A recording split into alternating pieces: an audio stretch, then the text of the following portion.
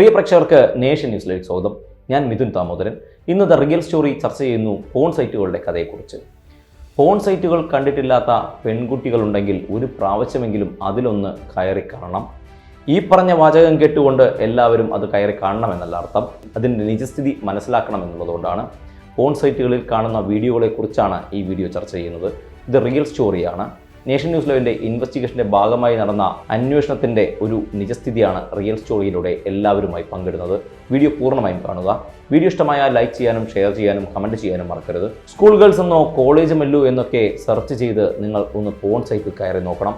അപ്പോൾ കിട്ടുന്ന ഭൂരിഭാഗം വീഡിയോകളും ഏതെങ്കിലും ഒരു പെൺകുട്ടി ഏറ്റവും വിശ്വസ്തനായ ഒരാളുടെ കൂടെ ഏറ്റവും ഇൻറ്റിമേറ്റായി നിന്ന ഏറ്റവും സ്വകാര്യ നിമിഷങ്ങളുടേതാണെന്ന് നമുക്ക് മനസ്സിലാക്കാൻ കഴിയും. അവയെല്ലാം മനഃപൂർവ്വമോ അല്ലാതെയോ ആ ഏറ്റവും വിശ്വസ്തൻ്റെ ഫോണിൽ നിന്നുമാണ് അവിടെ എത്തിയതെന്ന് നോക്കുക. ഒറിജിനലായിട്ട് ഷൂട്ട് ചെയ്ത പോൺ വീഡിയോകളെക്കാൾ ഡിമാൻഡ് ഇത്തരം വീഡിയോകൾക്കാണെന്നും നേഷൻ ന്യൂസ് ലൈവിന് മനസ്സിലാക്കാൻ കഴിയുന്നു. കാരണം എവിടെയോ ഒരു ഒളിഞ്ഞുനോട്ടത്തിൻ്റെ സുഖം മനുഷ്യന് ലഭിക്കും. ആ മനുഷ്യൻ ഒളിഞ്ഞുനോട്ടത്തിലാണ് ഏറ്റവും കൂടുതൽ സുഖം കാണുന്നത്. അത് തികച്ചും മനുഷ്യ സഹജമായത് തന്നെയാണ്. പ്രിയങ്ക റെഡ്ഡിക്ക് നീതി കിട്ടാൻ വേണ്ടി ഉണ്ടായ ഹാഷ്ടാഗുകളുടെ എണ്ണത്തേക്കാൾ ആ ബലാത്സംഗ വീഡിയോ കിട്ടുമോ എന്നറിയാനുള്ള വ്യഗ്രതയായിരുന്നു ആ സെർച്ചുകളുള്ളത് എന്ന് ഞാൻ മനസ്സിലാക്കുന്നു. ഇന്നലെ വരെ 80 ലക്ഷത്തിന് മുകളിലാണത്രേ സെർച്ച്. ആസിഫയുടെ വാർത്ത വന്ന സമയത്ത് പോൺ സെർച്ചിൽ അതായിരുന്നു ഹൈലൈറ്റ്, അതായിരുന്നു ട്രെൻഡിങ്. ഓരോ പുതിയത് വരുമ്പോഴും ട്രെൻഡ് ഇങ്ങനെ മാറിക്കൊണ്ടേയിരിക്കും, ഹൈലൈറ്റ് ഇങ്ങനെ മാറിക്കൊണ്ടേയിരിക്കും. അതിൽ അത്ഭുതപ്പെടാനൊന്നുമില്ല. മനുഷ്യന് സദാചാരമാണെന്നത് അവസരങ്ങളുടെ ക്ഷാമം മാത്രമാണെന്ന് ആർക്കാണ് അറിയാത്തത്? സ്വന്തം മനസാക്ഷിയോട് ചോദിച്ചാൽ ഏതൊരു സദാചാരവാദിക്കും ആ ഉത്തരം കിട്ടും. പ്രിയങ്ക, ആസിഫ സംഭവങ്ങൾ പോലുള്ള പ്ലാൻ ചെയ്ത് എക്സിക്യൂട്ട് ചെയ്യുന്ന ക്രൈമുകളെ വേഗവും ശക്തവും മാതൃകാപരവുമായ നിയമങ്ങൾ കൊണ്ട് നേരിട്ടാലേ അവ ആവർത്തിക്കാതിരിക്കൂ. അതേതൊരു മനുഷ്യനെയും പോലെ എൻ്റെയും ഒരു ആഗ്രഹം തന്നെയാണ്. അതിനുവേണ്ടിയും നമുക്ക് ശ്രമിക്കേണ്ടതായിട്ടുണ്ട്. പക്ഷേ പ്രിയങ്കയുടെയും ആസിഫയുടെയും ഒക്കെ പേരിലുള്ള പോൺ സെർച്ചിൻ്റെ കാര്യമെടുത്താൽ ആദ്യം പറഞ്ഞ ഒളിഞ്ഞു നോട്ടത്തിൻ്റെ സുഖത്തിനപ്പുറം മനുഷ്യനെ വെച്ച് വിശദീകരിക്കാൻ പറ്റാത്ത വലിയൊരു ക്രൂരത കൂടി, വെറുപ്പിൻ്റെ മനോഭാവം കൂടി അവയ്ക്ക് പിന്നിലുണ്ടെന്ന് നമുക്ക് കാണാൻ കഴിയും. അങ്ങനെയുള്ളവരും നമുക്കിടയിൽ തന്നെ സൗഹൃദ ലിസ്റ്റിലോ ഒരു കല്യാണ വീട്ടിലോ ഒരു ബസ്സിലോ ഒക്കെ ഉണ്ടെന്നുള്ളിടത്താണ് നമ്മൾ ഭയക്കേണ്ടത്. ആ ഭയത്തെപ്പറ്റിയും ധാരാളം പേർ ഇതിനകം എഴുതിയിട്ടുണ്ട്. ആ ഭയം എനിക്കുമുണ്ട്, എൻ്റെ കുടുംബത്തിലുള്ള ഓരോരുത്തർക്കുമുണ്ട്. ഇവിടെ ഇപ്പോൾ പോൺ സെർച്ചുകൾ ചർച്ചാ വിഷയമായതുകൊണ്ട് പെൺകുട്ടികളോടായി മറ്റൊരു കാര്യം പറയാൻ കൂടിയാണ് ഈ കുറിപ്പെന്ന് നിങ്ങളെല്ലാവരും ഓർക്കണം. നിങ്ങൾ പ്രണയിക്കൂ ആത്മാർത്ഥമായി തന്നെ. പ്രണയമില്ലാതെ എന്ത് ജീവിതമാണ്? അങ്ങനെ പ്രണയിക്കുമ്പോൾ പ്രണയത്തിൽ ലൈംഗികത ഒഴിവാക്കേണ്ടതൊന്നുമല്ല. പക്ഷേ അതെപ്പോൾ വേണമെന്ന് തീരുമാനിക്കാൻ നിങ്ങൾക്ക് പറ്റണം. മായാമയൂരം സിനിമയിൽ രേവതി മോഹൻലാലിനോട് പറയുന്ന ഒരു ഡയലോഗുണ്ട്. നമ്മൾ രണ്ടുപേരും മനസ്സുകൊണ്ട് ആഗ്രഹിക്കുന്ന നിമിഷം വരെ കാത്തൂടെ നരൻ. അങ്ങനെ പറയുന്നുണ്ട്.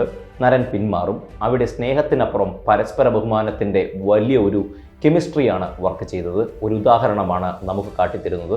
നിങ്ങളും പ്രണയത്തിൽ ആ കെമിസ്ട്രി ഉണ്ടാക്കാൻ നോക്കണം. അത് ഒരു ജാഗ്രത മാത്രമാണ്. ഇഷ്ടമല്ലെങ്കിൽ തുറന്നു പറയണം, പറ്റില്ല എന്ന്. നോയ്ക്ക് ഭയങ്കര ഇമ്പോർട്ടൻസ് ആണ്. No is the most important word in the world. ഇനി കല്യാണത്തിന് മുമ്പ് നിങ്ങൾക്ക് ഇഷ്ടമല്ലാതെ പക്ഷേ അവൻ്റെ നിർബന്ധം കാരണം ഇൻറ്റിമസി തെളിയിക്കാൻ വേണ്ടി മാത്രമായിട്ട് സെക്സിന് സമ്മതിക്കരുത്. അതൊക്കെ സൈക്കോളജിക്കൽ മൂവുകളാണ്. അവൻ 100% തേക്കുമെന്നുറപ്പ്. തിരിച്ച് നിങ്ങളോടോ ഇൻറ്റിമസി ഇല്ലാത്തത് കൊണ്ടാണ് ഈ നിർബന്ധിക്കൽ. നിങ്ങളത് മനസ്സിലാക്കുക. പതുക്കെ സ്കൂട്ടായിക്കോ. ഇതാണ് രണ്ടാമത്തെ പോയിന്റ്. ഇനി മൂന്നാമത്തെ പോയിന്റ് പറയാം. ഇനി പരസ്പരം ഇഷ്ടത്തോടെയാണെങ്കിൽ അതിൽ തെറ്റില്ല. പക്ഷേ ഒരു കാരണവശാലും ഇതൊന്നും മൊബൈലിലോ മറ്റു ഡിവൈസുകളിലോ ഷൂട്ട് ചെയ്യാൻ സമ്മതിക്കരുത്. കണ്ടിട്ട് ഞാനിപ്പോൾ ഡിലീറ്റ് ചെയ്തോളാം, ഞാൻ മാത്രമേ കാണൂ തുടങ്ങി എന്തൊക്കെയോ പഞ്ചാര വർത്താനം പറഞ്ഞാലും അപ്പോൾ തന്നെ ചപ്പക്കുറ്റി നോക്കി പൊട്ടിച്ചേക്കണം. ഇനി അതിന് ധൈര്യമില്ല, ആക്രമിച്ച് കീഴടക്കുമെന്ന് പേടിയുണ്ടെങ്കിൽ എന്തേലും കള്ളം പറഞ്ഞ് ഇവിടുന്ന് രക്ഷപ്പെട്ടോണം, സ്കൂട്ടായിക്കോണം. ബാത്റൂമിൽ പോയിട്ട് വരാമെന്ന് പറഞ്ഞാലും മതി. കാരണം അവൻ ഫ്രോഡാണ്. നിങ്ങളുടേത് ആത്മാർത്ഥ സ്നേഹമാണെങ്കിൽ അവൻ ഈ ഷൂട്ടിങ്ങിനെ പറ്റി ചിന്തിക്കുക കൂടിയില്ല. ഇത് വായിക്കുമ്പോൾ എന്തുകൊണ്ട് പെൺകുട്ടികൾ സൂക്ഷിക്കണമെന്ന് പറയുന്നു? അവന്മാരെയല്ല ആദ്യം ഉപദേശിച്ച് നന്നാക്കേണ്ടതെന്ന് ചിന്തിക്കുന്നവരും കാണും. അക്കൂട്ടത്തിൽ തന്നെയാണ് ഞങ്ങളും. അതിനുള്ള ഉത്തരം കിട്ടാനാണ് ഒരിക്കലെങ്കിലും നേരത്തെ പറഞ്ഞ പോൺ സൈറ്റുകൾ നോക്കണമെന്ന് ആദ്യം പറഞ്ഞത്. അതൊരു ഉദാഹരണം മാത്രമായി കണ്ടാൽ മതി. അവിടെയെല്ലാം പെണ്ണിൻ്റെ പേരും ശരീരവും തന്നെയാണ് വിറ്റഴിക്കപ്പെടുന്നത് നോക്കുക.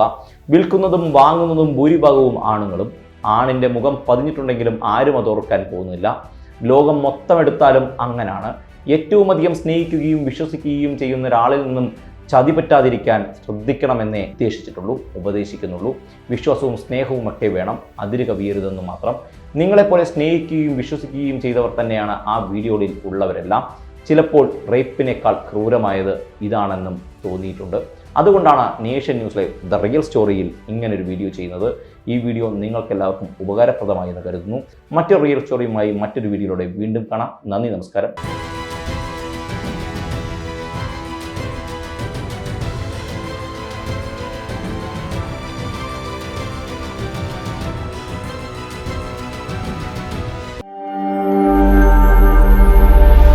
നാഷൻ ന്യൂസ് ലൈവ്, സത്യം, ചരിത്രം, വർത്തമാനം.